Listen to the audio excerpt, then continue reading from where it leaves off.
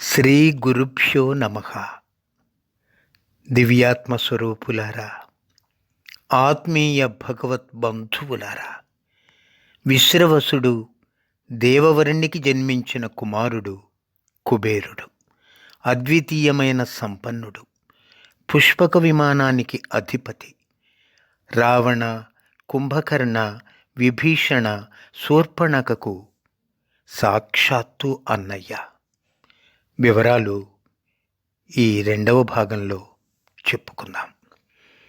సుమాలి అనే రాక్షసుడు విశ్రవసుని పేరు ప్రఖ్యాతులు విని అతని అందచందాలకు, గుణగణాలకు, దైవభక్తికి, తపశ్శక్తికి మరియు ఆ మహనీయుని అనేక సుగుణాలకు అచ్చెరువొంది ఎలాగైనా ఆయన వలన సంతానమును పొంది వారి వలన దేవతలకు హాని తలపెట్టవచ్చనే దుష్టతలంపుతో ఆలోచించి అందులకు తన కూతురైన కైకసిని అస్త్రంగా ప్రయోగించాలనే నిర్ణయానికి వచ్చి ఒకనాడు తన కూతురును వెంట పెట్టుకుని విశ్రవసుని ఆశ్రమానికి వెళ్ళి వినమ్రంగా చేతులు జోడించి నమస్కరించి నిలబడి, మహాత్మా, నా పేరు సుమాలి, ఈమె నా కుమార్తె, పేరు కైకసి.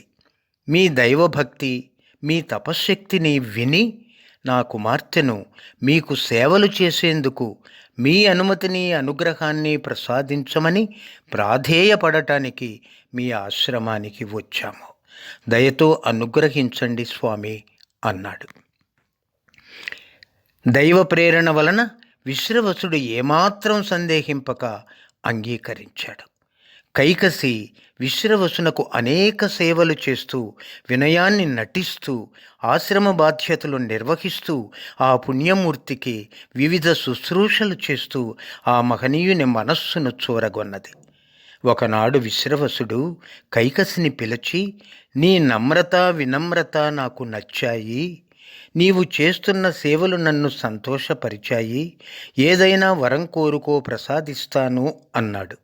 క్షణకాలం కూడా ఆలస్యం చెయ్యకుండా, స్వామి, మీరు నన్ను వివాహం చేసుకోండి అని కోరింది కైకసి. విశ్రవసుడు తథాస్తు అన్నాడు. అది దైవ ప్రేరణే. ఒకనాడు కైకసి ఒంటరిగా ఉన్న విశ్రవసుని వద్దకు వయ్యారంగా నడుస్తూ వెళ్ళి, నాథ అంటూ తన కోరికను తెలియపరిచింది. ఈ సమయంలో రతిక్రీడలో పాల్గొంటే రాక్షసులు పుడతారని చెప్పినా వినకుండా తనకు కావలసింది అదే కదా అని మనసులో అనుకుని తన కోరిక నెరవేర్చుకుంది. తత్ఫలితంగా రావణ, కుంభకర్ణాదులు, విభీషణుడు, శూర్పణఖ కైకసి గర్భాన జన్మించారు. చాలా కాలంగా కైకసి కుబేరుని మీద ఈర్ష్య పెంచుకుంది. తన సవతి కుమారుడు తన కుమారుని కంటే అన్నిటా అధికంగా జీవించటం సహించలేకపోయింది. ఒకనాడు దిగులుగా కూర్చున్న తల్లి వద్దకు రావణుడు వచ్చి, అమ్మా, నీ దిగులుకు కారణమేమిటమ్మా అని అడిగాడు. మీకంటే అన్నిటా ఉన్నతంగా జీవిస్తున్న నీ సోదరుడు కుబేరుని చూసి నేను సహించలేకపోతున్నానురా. అతని సిరి సంపదలను చూసి మనసు కుదుటపరుచుకోలేకపోతున్నాను.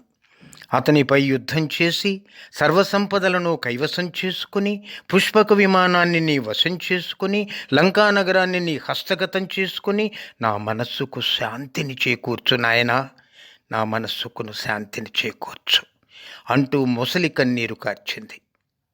రావణుడు ఆ కన్నీరుకు కరిగిపోయాడు, ఉగ్రుడయ్యాడు, కార్యోన్ముఖుడయ్యాడు.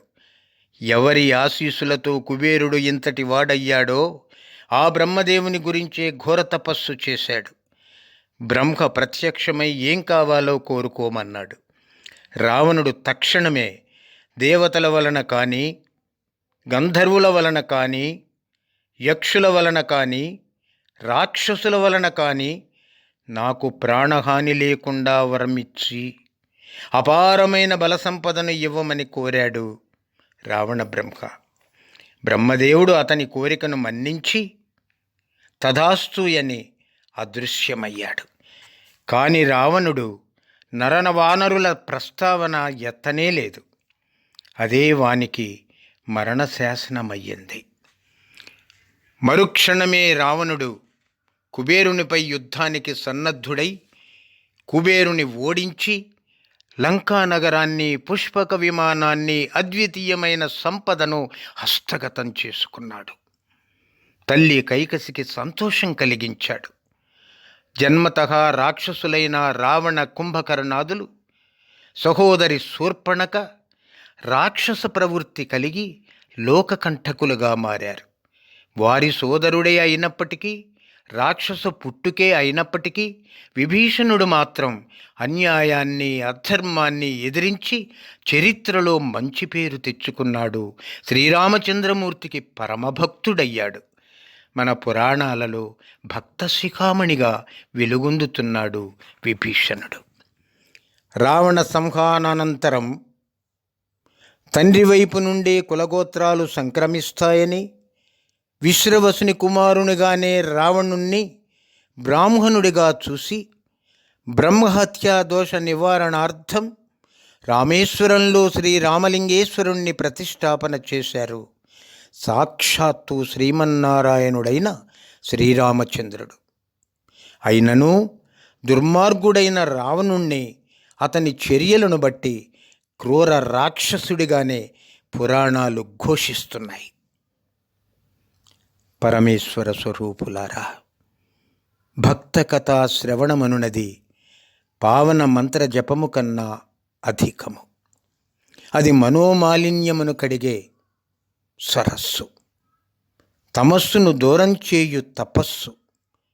భక్తులారా, భక్తుల చరిత్రలు సత్యగాథలు. విశ్వాసంతో వినండి, పరమేశ్వరుని కృపకు పాత్రులు కండి. కుబేరుని చరిత్ర సమాప్తము. స్వస్తి.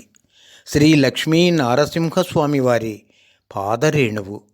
మీ వెంకట సుబ్బారావు.